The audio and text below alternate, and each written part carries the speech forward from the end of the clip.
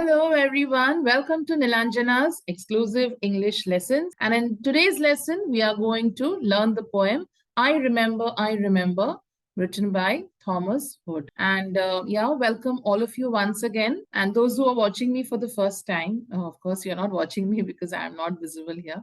But yes, those who are watching my content for the first time, I give you a warm welcome. And this is Nilanjana Sarkar, your English language teacher. And on this channel, you will find content about ICSE as well as CBSE. So without wasting much time, let me start the lesson. Now, this poem, I Remember, is written by Thomas Hood, and the main theme of the poem is nostalgia and missing the childhood innocence. Nostalgia means when you remember the past days, the past memories. Okay, so here the poet is terribly missing his childhood days and he's very nostalgic about. And at the same time, he feels that those days of his life, the childhood days of his life, were very good. And today, now that he has become an adult, he feels that he's not very happy with his life in the current situation. And therefore, he reminisces those days, and he feels that those days were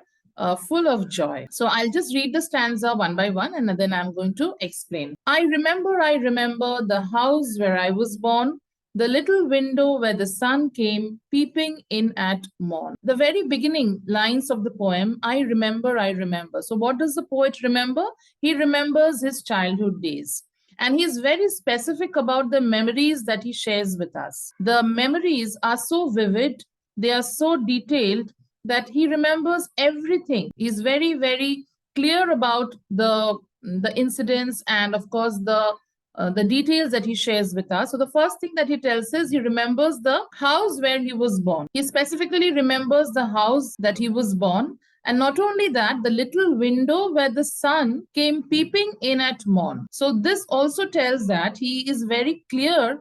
The speaker then describes a little window in the house that let in the morning sun. So again, what we understand is this is again a vivid detail that helps to create the sense of atmosphere of his house when he was a child. He never came a wink too soon, nor brought too long a day, but now I often wish the night had borne my breath away. The next two lines, he describes that always how the morning sun seemed to arrive just at the right time. This means that the sun was neither too early nor it was late. He never came a wink too soon. I mean, the sun was very punctual. It always came at the correct time, and at the same time, it also left at the correct time. Over here, what we understand is we are talking about the passage of time, like early morning. When the sun rays enter the room, of course, all of you will know that the first morning rays are very soft and quite comfortable. When the sun first enters the room, the rays, when it hits the room, they are very mild and of course it's very comfortable. But as the day proceeds, you know that the rays get harsher, and of course by the end of the day, the sun rays are no longer visible because evening sets in. So here the poet tells that the sun always came at a specific time and it also stayed for a specific time. So we talk about the punctuality of the sun. But now I often wish the night had borne my breath away. But somehow the speaker over here in the last two lines of this stanza, he has a melancholic tone. Now, what is the meaning of melancholy? Something, there's a tinge of sadness in his tone. So the speaker over here, he tells that I often wish the night had borne my breath away. He wished that probably he would have died at that time. So he's longing for death. Why? Because he's not content with his current life. These two lines is a stark contrast to the lines that he had said previously, because in the first two lines, when he talks about the sun's arrival, we can understand a sense of comfort and the familiarity which the speaker feels. But however, the next two lines, we can understand that he is not at all happy with his current life, and therefore he wishes that how he would have lost his breath in the night itself and is not alive to see the day next day. I remember the roses red and white, the violets and the lily cups, those flowers made of light. In these lines, again, the speaker recalls the various flowers that he used to see in his childhood days. So these are the names of the flowers. Of course, you all know roses, red and white. So the flowers that he remembers includes the roses, both red and white in color. Also, he talks about the violets. Now, what are violets? Again, violet is a flower and it is usually purple or blue in color. Even lily cups, even that's a flower and which has large petals, and those flowers made of light. So the poet describes the flowers that actually had left a lasting impression on his mind. Each flower he specifically remembers. That's the reason he talks about the flowers individually, the violets, the lily cups, and the roses. So they were very specific, and the flowers were also an important part of his childhood. Those flowers made of light. So when he used to see the beauty of these flowers, it used to make him feel very energetic and lively. You can say that, he would be refreshed by seeing the beauty of these flowers. The lilacs where the robin built, and where my brother said the laburnum on his birthday, the tree is living yet. Here the poet again recalls the various plants and trees from his childhood days, including the lilacs and also a tree that was planted by their brother on his birthday. He is describing the specific location where these flowers were located. Where were the lilacs located? Where the robin built.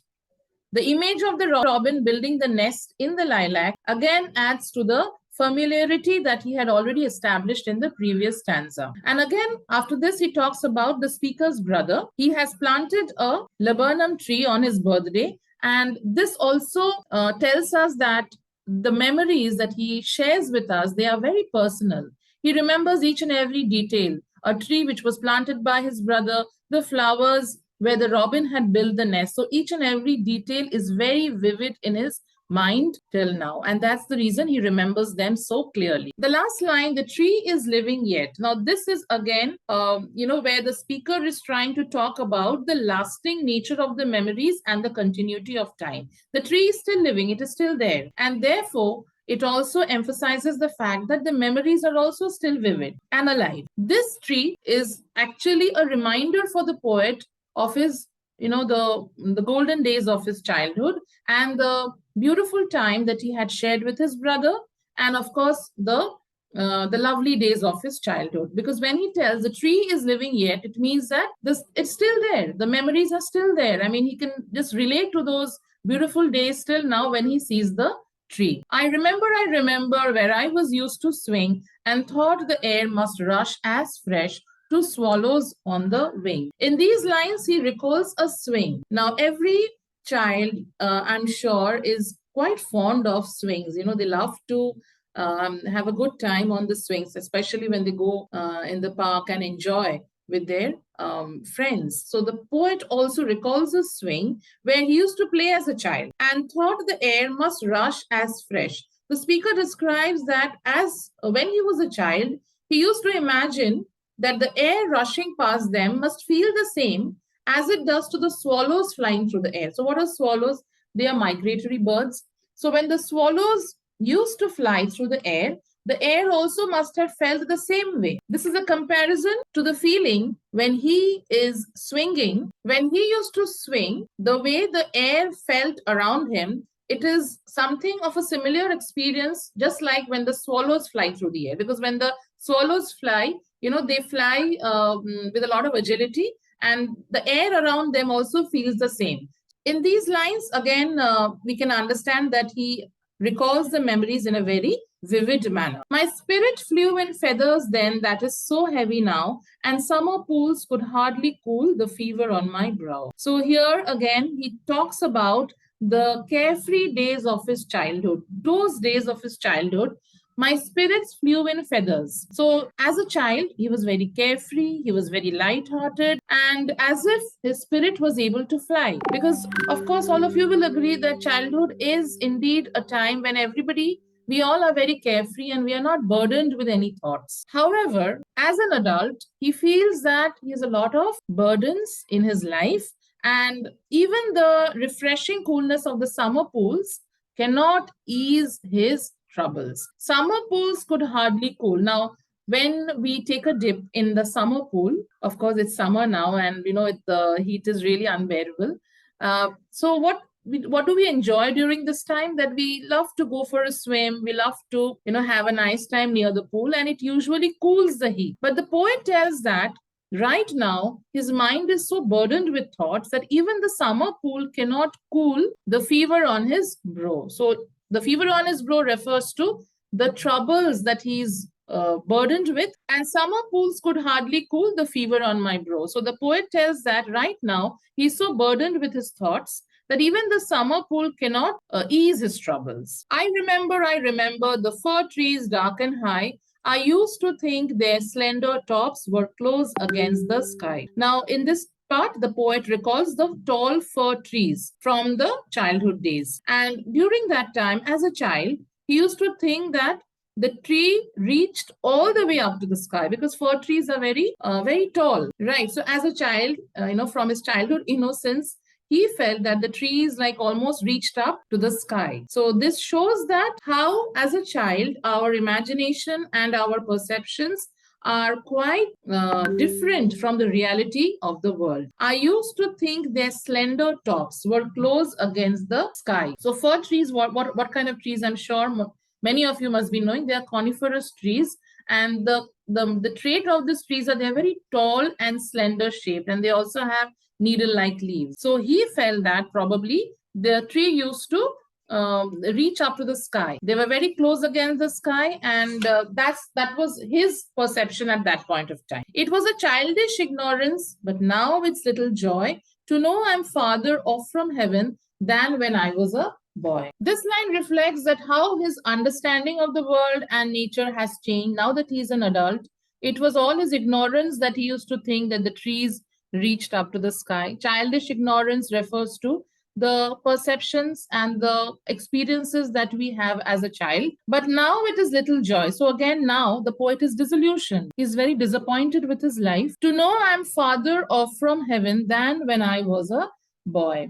So now the poet feels that he has lost something spiritual in his journey to adulthood. The days of his childhood were so beautiful and so precious, but somehow he feels that now that he has moved ahead with the passage of time and has become an adult, he has lost the connection from heaven. To know I'm farther off from heaven means somewhere he has lost that spiritual connection which he used to enjoy when he was a boy. So again, we understand that the poet, a lot of things has changed from the time he has moved from his childhood to adulthood, but still he remembers the memories very well.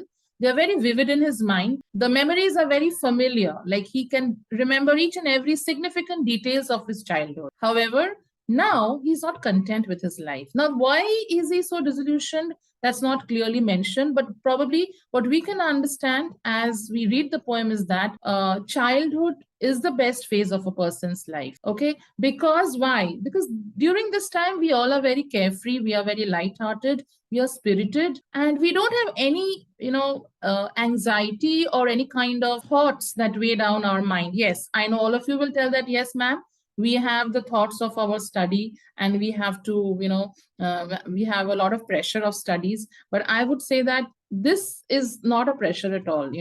This is just a part and parcel of life. But as you grow up, you will realize that you have a lot of responsibilities and you have to take care of many things, not just your study. So I would say that this is the best time of a person's life, and enjoy this phase as much as you can, because once you grow up, you will realize that how beautiful those days were. And I think this is how we all can agree to what the poet has said in the poem. So I think the poem is clear. And just if you ask me that what is the message of the poem or what is the theme of the poem basically reflects on the passage of time. Time, again, aging is inevitable. We all have to grow up. We all have to, again, grow old. So that's inevitable. Nobody can stop that. And at the same time, the poet has emphasized the bittersweet memories of his childhood. He talks about the various aspects of his childhood, the home, the environment, the beautiful time he spent with his brother. All this, expresses a sense of nostalgia, and he probably desires to return to those days because the days were very simpler and quite happier than what he is now experiencing currently. So yeah, I think that's all. If you have any doubts, ask me in the comments. And at the same time, if you haven't subscribed, and first, if you enjoyed the explanation, you can subscribe to the channel and share this explanation with your friends. And thank you for the subscriptions. Thank you for staying with me. Thank you for the wonderful comments that you all are sharing. I'm really grateful. And yeah, one more message. Those who are interested to join my online classes, this is the email address. In my online classes, you will get personalized attention, question answer practice. I'm sure all of you are really looking forward to it. Test, MCQs, all these practices are given in my online classes. So you can drop a mail and get the details. Thank you so much. Enjoy your studies, enjoy your childhood, and yeah, till we meet again in the next video. Bye-bye.